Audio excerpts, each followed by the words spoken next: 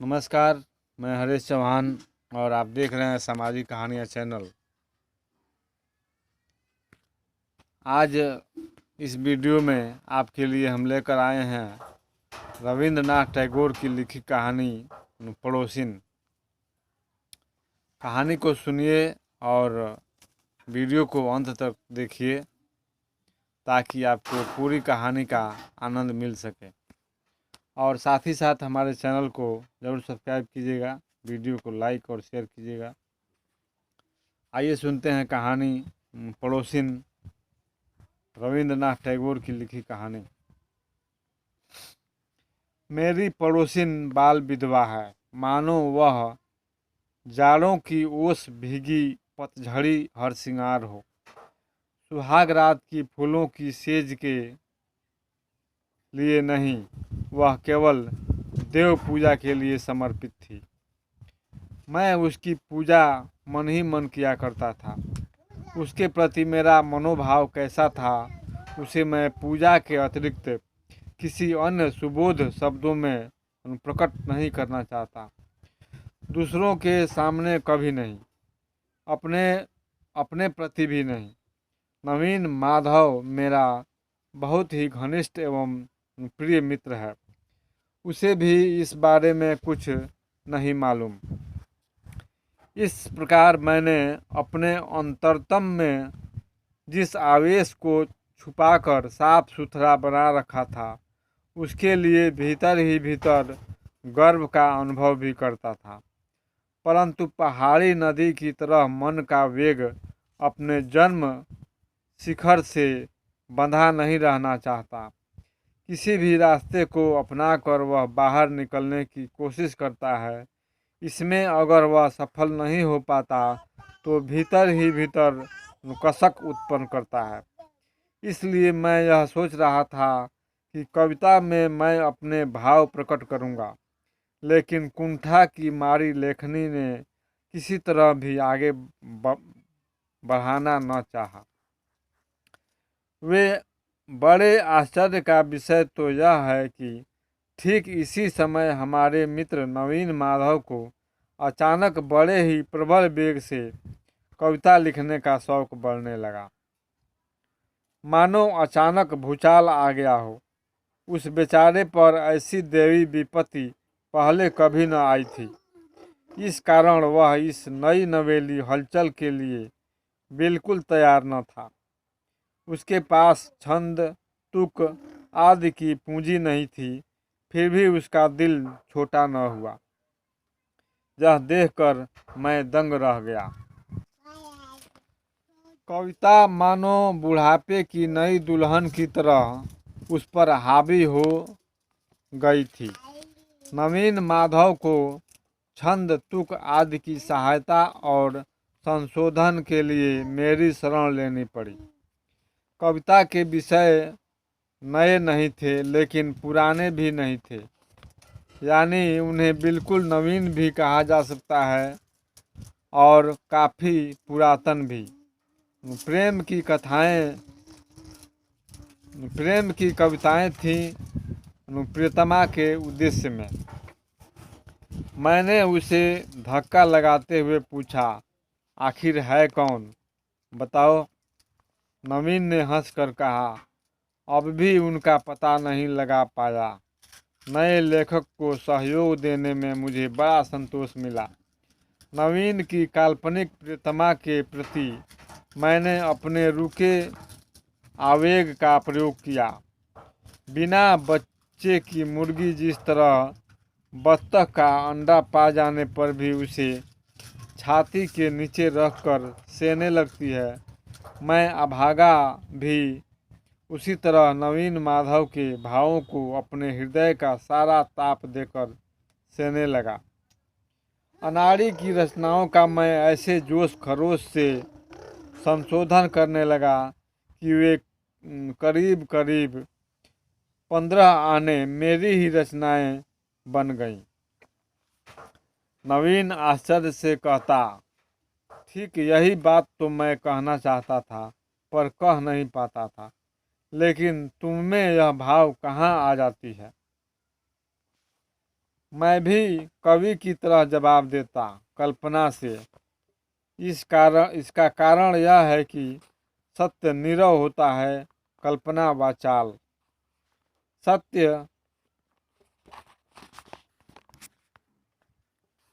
घटनाएं भाव भाव स्रोत को पत्थर की तरह दबाए रखती हैं, कल्पना ही उसका मार्ग मुक्त करती है।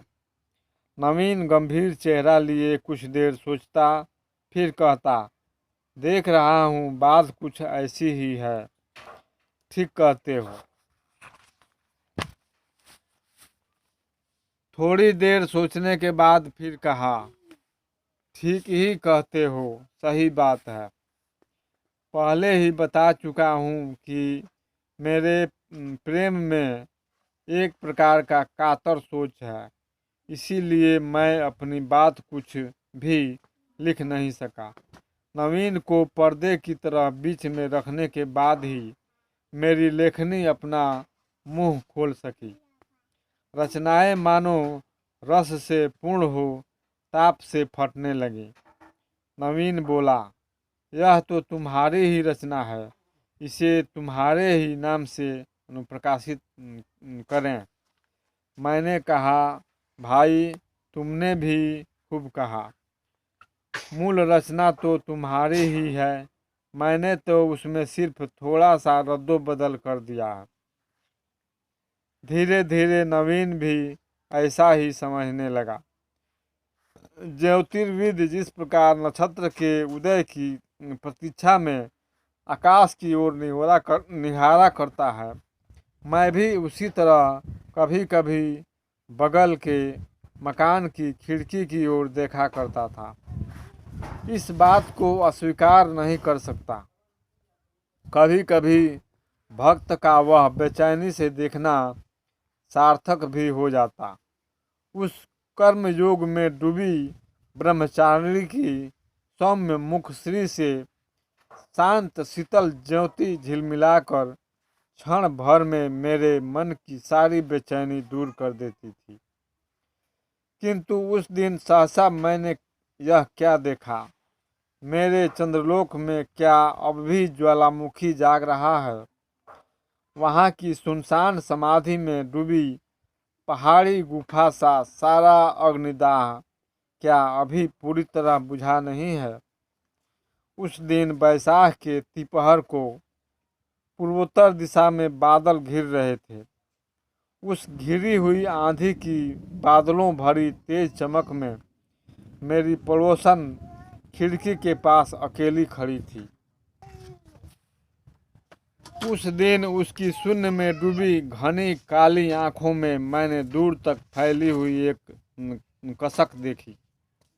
तो है, मेरे उस चंद्रलोक में अब भी ताप है, अब भी वहाँ गर्म सांसों की हवा बहती है। वह देवताओं के लिए नहीं, मनुष्य के लिए ही है। उस दिन उस आंधी के प्रकाश में उसकी दोनों आंखों की तेज छटपटाहट उतावले पक्षी की तरह उड़ी चली जा रही थी, स्वर्ग की ओर नहीं, मानव हृदय के घोंसले की ओर। उत्सुक आकांक्षा से चमकती उस दृष्टि को देखने के बाद मेरे लिए अपने बेचैन मन को काबू करना मुश्किल हो गया। तब केवल दूसरे की कच्ची अनगढ़ कविताओं के संशोधन से मन नहीं भरा, मेरे अंदर भी किसी प्रकार का काम करने की चंचलता पैदा हो गई। तब मैंने यह निश्चय कर लिया कि बंगाल में भी विधवा विवाह प्रचलित करने के लिए भी मैं अपनी सारी चेष्टा का प्रयोग करूंगा। केवल व्याख्यान और लेख लिख कर नहीं, आर्थिक सहायता देने के लिए भी मैं आगे बढ़ा। नवीन मेरे साथ बहस करने लगा। उसने कहा, चीर वैधव्य में एक पवित्र शांति है। एकादशी की धुंधली चांदनी से प्रकाशित समाधि भूमि की तरह उसमें एक महान सौंदर्य है। क्या वह विवाह की संभावना मात्र से नष्ट नहीं हो जाएगा? ऐसे कवित्व की बातें सुनते ही मुझे गुस्सा आ जाता है। अकाल में खाने के अभाव में जो व्यक्ति घुल घुल कर मर रहा हो, उसके पास हट्ठा कट्ठा कोई व्यक्ति आकर यदि भोजन की भौतिकता के प्रति घृणा प्रकट करते हुए फूल की सुगंध और पक्षियों के गीत से मरते हुए का पेट भरना चाहे तो वह कैसा लगता है। मैंने गुस्से में आकर कहा, सुनो नवीन, कलाकार कहते हैं कि खंडहर का भी एक सौंदर्य होता है, लेकिन किसी घर को चित्र के रूप में देखने से ही काम नहीं चलता। चूंकि उस घर में रहना पड़ता है, कलाकार कुछ भी कहता रहे, उस घर की मरम्मत जरूरी है। वैधव्य के बारे में दूर बैठकर तुम चाहे कितनी कविताएं लिखना चाहो, किंतु यह तुम्हें याद रखना चाहिए कि उसमें आकांक्षाओं से भरा एक मानव हृदय अपनी विचित्र वेदना के साथ वास करता है। मेरा ख्याल था कि नवीन को मैं किसी भी तरह अपने दल में नहीं खींच सकूंगा, इसीलिए मैं उस दिन ज़्यादा गर्मी से बातें कर रहा था। लेकिन सहसा मैंने देखा कि मेरे भाषण के अंत में उसने एक गहरी सांस ली और मेरी सारी बातें मान ली। मुझे और भी बहुत सी अच्छी अच्छी बातें करनी थी, पर उसने उसका मौका ही नहीं दिया। लगभग हफ्ते भर के बाद नवीन ने आकर कहा, तुम अगर मदद करो तो मैं खुद विधवा विवाह करने को तैयार हूँ। मेरी समझ में एक बात आ गई कि उसकी प्रियतमा काल्पनिक नहीं है। कुछ अरसे से वह एक विधवा नारी को दूर से प्यार करता रहा है, पर किसी से उसने यह प्रकट नहीं किया। जिस मासिक पत्र में नवीन की उर्फ मेरी कविताएं प्रकाशित होती थी, वे पत्रिकाएं ठीक जगह पर पहुंच जाया करती थी। वे कविताएं व्यर्थ नहीं गईं। बिना मेल मिलाप के ही हृदय आकर्षित करने का यह उपाय मेरे मित्र ने ढूंढ निकाला था। लेकिन नवीन का कहना है कि उसने कोई षड्यंत्र कर ऐसी तरकीब निकाली हो तो बात नहीं। यहाँ तक कि उसका ख्याल था कि वह विधवा पढ़ना भी नहीं जानती थी। मासिक पत्रिका बिना मूल्य विधवा के भाई के मांग पर भिजवा देता था। वह केवल मन को तसल्ली भर देने का पागलपन था। उसे ऐसा लगता था कि उसकी देवता के लिए पुष्पांजलि चढ़ाई जा रही है। वे जाने या न जाने, स्वीकार करें या स्वीकार न करें। कई बहानों के जरिए विधवा के भाई से नवीन ने मित्रता कर ली थी। नवीन का कहना है कि इसमें भी उसका कोई उद्देश्य न था। जिससे प्रेम किया जाए उसके निकट संबंधियों का संग भी मधुर लगता है। अंत में भाई सख्त बीमार पड़ा, तो इस सिलसिले में बहन के साथ उसकी भेंट कैसे हुई, वह एक लंबी कथा है। कवि के साथ कविता में वर्णित विषय का प्रत्यक्ष परिचय हो जाने के बाद कविता के संबंध में दोनों में बड़ी चर्चा हो चुकी थी, और यह चर्चा छपी कविताओं में ही सीमित थी, ऐसा नहीं कहा जा सकता। हाल में मुझसे बहस में हार कर नवीन ने उस विधवा से मिलकर विवाह का प्रस्ताव किया। पहले पहल उसे किसी प्रकार स्वीकृति न मिली। तब नवीन ने मेरी सारी युक्तियों का अनुप्रयोग कर और उनके साथ अपनी आंखों के दो चार बूंद आंसू मिलाकर उसे संपूर्ण रूप से हरा दिया। अब सब कुछ तय है, केवल विधवा के अभिभावक यानी उसके फूफा कुछ रुपया चाहते हैं। मैंने कहा, अभी लो। नवीन बोला, इसके अलावा एक बात और है।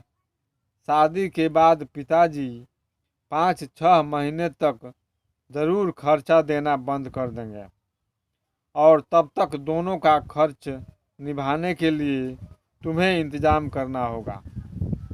मैंने मुंह से कुछ न कहकर एक चेक काट दिया और कहा, अब उसका नाम बताओ। मेरे साथ जब तुम्हारी कोई प्रतियोगिता नहीं तो परिचय देने में किस बात का डर है।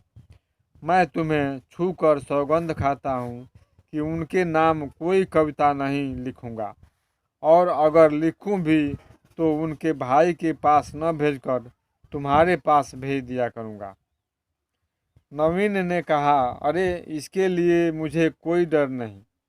विधवा विवाह की लाज से वह गड़ी जा रही है, इसलिए उसने तुम लोगों से इस बारे में कोई चर्चा करने को बार बार मना कर दिया है। पर अब छिपाना बेकार है। वह तुम्हारी ही पड़ोसिन है, 19 नंबर में रहती है। अगर मेरा हृदय पिंड लोहे का बॉयलर होता तो उसी क्षण भग से फट जाता। मैंने पूछा, विधवा विवाह से उसे कोई एतराज नहीं है? नवीन ने हंसकर कहा, फिलहाल तो कोई एतराज नहीं है। मैंने पूछा, सिर्फ कविताएं पढ़कर ही वह मुग्ध हो गई? नवीन ने कहा, क्यों? मेरी वे कविताएं कुछ बुरी तो थी नहीं। मैंने मन ही मन कहा, धिक्कार है। धिक्कार किसे? उन्हें या मुझे या विधाता को? लेकिन धिक्कार है। यह कहानी जो अभी आपने सुना रविंद्रनाथ टैगोर की लिखी कहानी थी और शीर्षक था पड़ोसिन। 1901 में लिखी गई कहानी। आपको यह वीडियो कैसा लगा कमेंट में ज़रूर लिखिएगा और हमारे चैनल को ज़रूर सब्सक्राइब कीजिएगा। वीडियो को लाइक और शेयर कीजिएगा। फिर मिलेंगे अगले वीडियो में। तब तक के लिए जय हिंद।